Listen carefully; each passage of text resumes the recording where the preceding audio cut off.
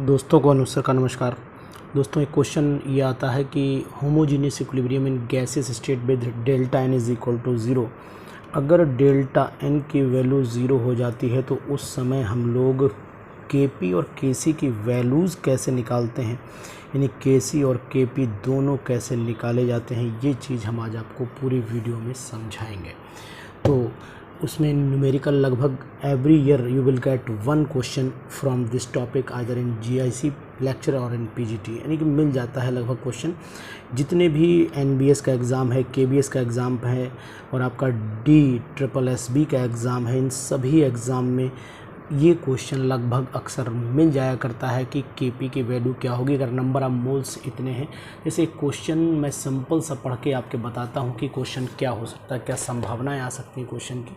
वो क्वेश्चन जैसे कि क्वेश्चन है कि in the dissociation of PCl5 as PCl5 gives PCl3 and Cl2, if the degree of dissociation is alpha at equilibrium pressure P, then the equilibrium constant for the reaction is। equilibrium constant इस reaction के लिए क्या होगा।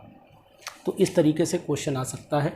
इन्हीं questions को base बनाते हुए हम इस वीडियो कर लेकर के आए हैं और इसे आपको पूरा सॉल्यूशन इसमें देंगे। अब एक एग्जांपल लेकर के चलते हैं कि जब डेल्टा एन की वैल्यू ज़ीरो हो जाती है तो उस समय फिर के पी और के सी क्या आएंगे, ये हम शुरुआत करते हैं। और एग्ज़ाम्पल हम H2+I2 का ही लेंगे और इस एग्ज़ाम्पल को डिटेल में समझने की कोशिश करते हैं। तो आइए शुरुआत करते हैं इसके एक्सप्लेनेशन की। अब इसमें क्या किया है कि अब हमने शुरुआत से लिया है, जैसे कि मान लीजिए हमने यहाँ से लिखते हैं, थोड़ा आगे बढ़ा करके लिखेंगे जिससे इजी हो जाएगा। यहाँ पर मैंने लिया, जैसे मान लीजिए आपने H2 लिया और यहाँ पर I2, दोनों गैसियस स्टेट में हैं और दोनों गैसियस स्टेट में होने के बाद क्या होगा, प्रोडक्ट जो बनेगा वो क्या बनेगा वो आपको दिखाएं। ये गैस है, ये भी गैस है और रिवर्सिबली इन्होंने 2HI बना दिया और ये भी गैसियस स्टेट में ही बना। तो अब हम लोग नंबर ऑफ मोल सपोज कर लेते हैं कि नंबर ऑफ मोल शुरुआत में A रहे होंगे, ये B रहे होंगे। जब रिएक्शन नहीं हो रही होगी इक्विलिब्रियम में तो ये ज़ीरो बना होगा। इसका मतलब ये कंडीशन हो गई आपकी इनिशियल मोल की कंडीशन हो गई। ये आपके इनिशियल मोल यहाँ पर मैंने लिख दिए।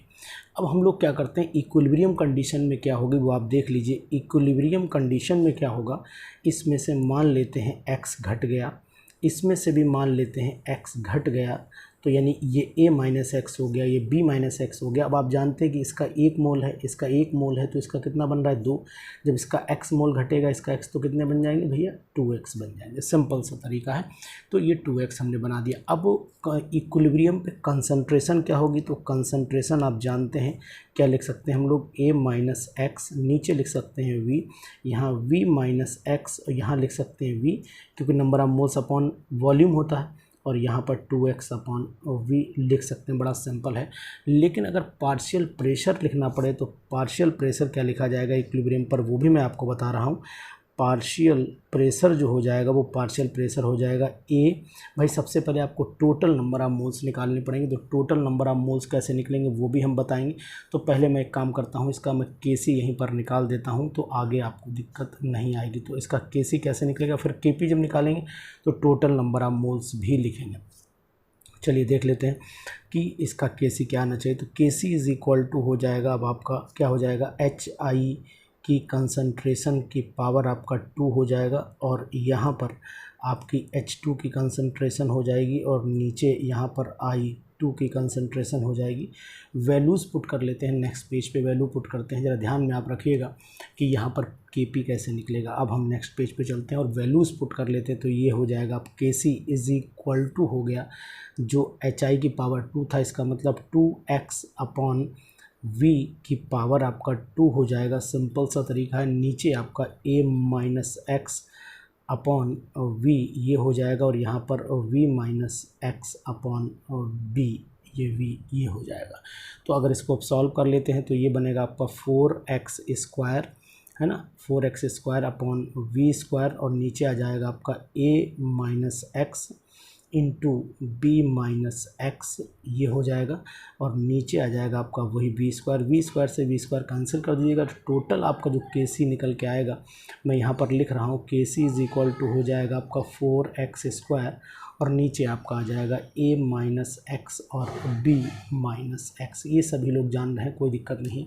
लेकिन अगर हम लोग इसका kp निकालते हैं तो उस समय क्या सिचुएशन पैदा होगी वो लिखना ज़रूरी बन जाती है। तो देख लेते हैं कि अगर हमने रिएक्शन क्या ली थी, ये ली थी H2 + I2, ये सब गैसियस स्टेट में थे।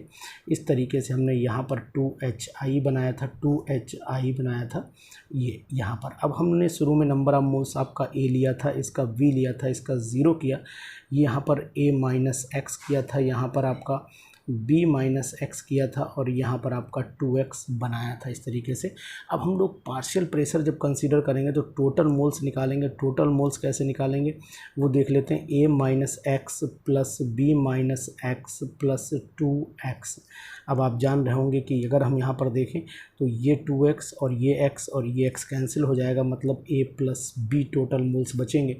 तो इसका मतलब पार्शियल प्रेशर कितना हुआ, पार्शियल प्रेशर एट इक्विलिब्रियम पे हो गया आपका, पार्शियल प्रेशर एट इक्विलिब्रियम पे आपका आएगा, वो मैं आपको बता दे रहा हूँ कितना आएगा। वो आएगा आपका A माइनस एक्स हो गया, H2 का देखें है ना, H2 का जब पहले H2 का लिखूँगा A माइनस एक्स हो गया और नीचे आ जाएगा A प्लस B, सिंपल है ना। तो इस तरीके से, और इसको मल्टीप्लाई करना पड़ेगा किससे, प्रेशर P से मल्टीप्लाई इस तरीके से कर देंगे। अब इसी तरीके से अब आप ऐसा करें कि ब्रैकेट ना लगाएं तो ज़्यादा बेटर है कि N2P लिख दें, सिंपल। ये हो गया आपका H2 का। अब I2 का क्या होगा, I2 का भी लिख लेते हैं, ये हो जाएगा B माइनस एक्स। तो ये हो गया आपका B माइनस एक्स अपॉन में वही A प्लस B इंटू आपका P हो जाएगा।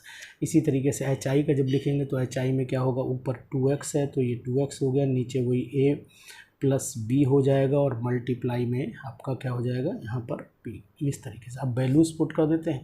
तो जब वैल्यूज़ पुट करेंगे तो जो क्या फार्मूला बनेगा वो आप जान रहे होंगे कि फार्मूला आएगा KP इज़ इक्वल टू हो जाएगा सिंपल P स्क्वायर किसका होगा, HI का, और नीचे प्रेशर किसका होगा, प्रेशर ऑफ H2 हो जाएगा इंटू प्रेशर ऑफ I2 हो जाएगा, ये आ जाएगा। अब यहाँ पर वैल्यूज़ पुट कर लीजिए, सिंपल सा तरीका है। यहाँ पर आपका 2x आ गया, नीचे आ जाएगा आपका A प्लस B, यही था ना, इंटू P, इस पूरे का हो जाता है आपका होल स्क्वायर, और नीचे आ जाएगा आपका वही values A minus x upon A plus B, इसका आपका इस तरीके से वही प्रेशर, सिंपल सा यहाँ P से मल्टीप्लाई कर लीजिए, इस तरीके से हो गया। अब आपका ये आ जाएगा, दूसरी तरफ आ जाएगा B माइनस एक्स, नीचे आ जाएगा आपका A प्लस B और यहाँ मल्टीप्लाइड बाई P। इसको आप सॉल्व कर लीजिएगा तो आपका जो आंसर बचना चाहिए वो सिंपल क्या बचेगा, वो आप सॉल्यूशन निकाल लेंगे।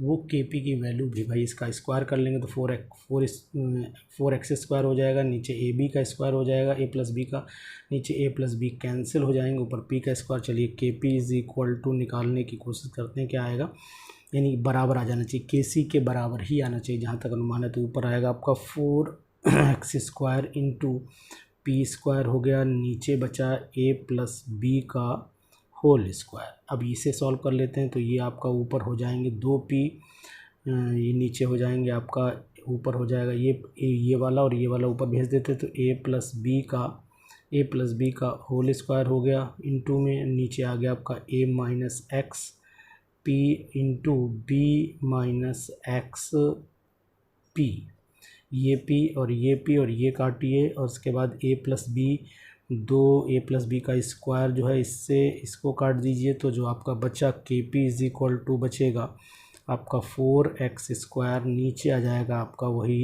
A माइनस एक्स आएगा और यहाँ पर B माइनस एक्स आ जाएगा। तो सिंपल सा ये तरीका है, यानी कि जब इक्विलिब्रियम, जब डेल्टा n की वैल्यू 0 हो जाती है तो उस समय KP और KC की वैल्यू लगभग बराबर आ रही, इस केस में जब होमोजीनियस इक्विलिब्रियम है। अब होमोजीनियस इक्विलिब्रियम है और उस समय आप डेल्टा n 0 नहीं है तो फिर क्या कंडीशन होगी, उसको भी हम लोग देखेंगे नेक्स्ट वीडियो में। तो आपको ये कैसी लगी वैल्यूज़ ज़रूर बताइएगा, सिंपल कैलकुलेशन है, कोई दिक्कत नहीं है। इस पे बेस क्वेश्चंस हैं इसलिए मैंने इसको वीडियोस को डाला है, तो इसको आप ज़रूर ध्यान से देखिएगा। और प्लीज़ अगर आप चैनल पर नए हैं तो इसको सब्सक्राइब जरूर करिएगा और अपने दोस्तों को ये वीडियो फॉरवर्ड भी करते रहिएगा। Thank you, good day.